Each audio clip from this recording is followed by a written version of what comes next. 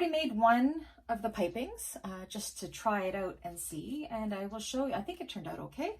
So I will show you how we do the other one. So what I'm going to do is I'm taking my 3/8 double-sided sticky tape. I just get this off of Amazon. It's really sticky, but it holds things in place. I took my piping and I marked, I don't know if you can see, a dashed line where the middle part of it is, and that's where we're going to stick the piping. So I'm going to take my tape and put it right down the middle on that line.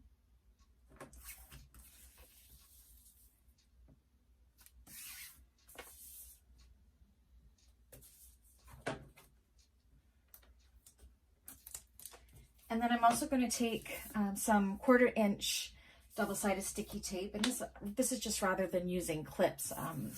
It's just easier for me, but you can definitely use clips if you wanted to. And what I'm going to do is put this along the top end of it, and so when I bring the sides together, they will stick nicely.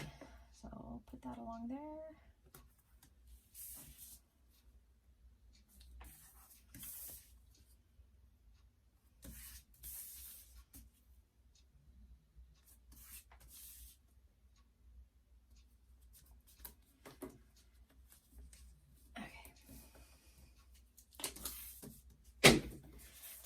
So for the middle tape, take off the second of the paper.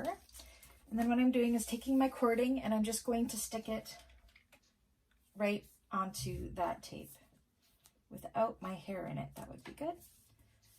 Just to hold the cording in place.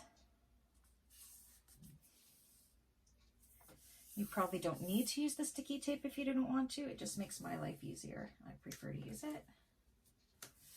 Stuck down good, and then peel the paper off of the 1/4 inch double-sided tape. And then we're going to bring our two ends together with the cording being on the bottom, or yeah, kind of sandwiched in between like this, and go all the way down. Again, you can use clips to do this if you wanted to. Try to keep your ends as even as possible.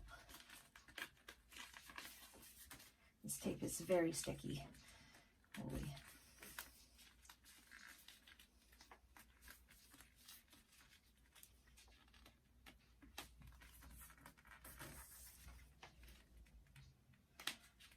So I'm using a very thick vinyl. This is a marine vinyl from Fabricville. They had it on special for $17.99 a meter, so I grabbed a bunch. I really like how heavy and dense it is. Otherwise, I use the Rex Faux Leather from Emmeline Bags in Edmonton.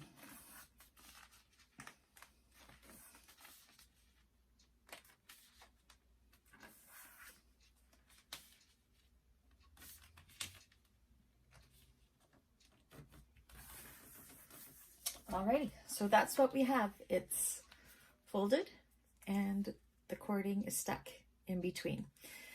So now on my machine, I actually don't have a zipper foot or a piping foot or a small space foot. So what I'm going to do, I don't know if I can bring this in a little bit closer so you can see. Let me see. I'm just going to use the edge of my foot as my guide, and I'm putting it on top of the piping because I want to get as close beside the piping as I possibly can. And then I'm also going to use that as a guide when I'm sewing on the piping onto the bag. So I am using for this a 5-inch stitch length on my industrial machine. I would probably use a 4 on my Juki 2010Q or a domestic machine, just because it is really thick, so the longer stitch would be better.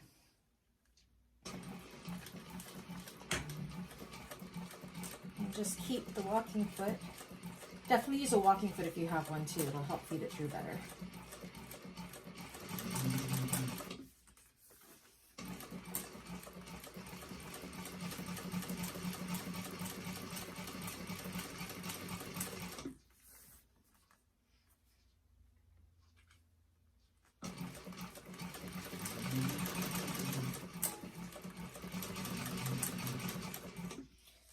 soft. Sometimes I use this washi tape to mark what my seam allowance is because I don't have a plate on here for that, but that was from the last project.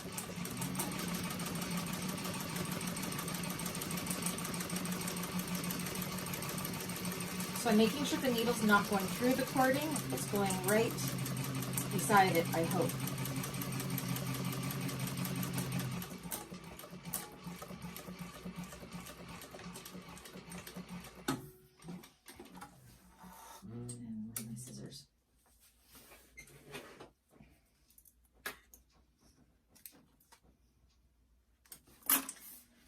And there we go. I actually think it turned out pretty darn good. So yeah, that's how you make the piping.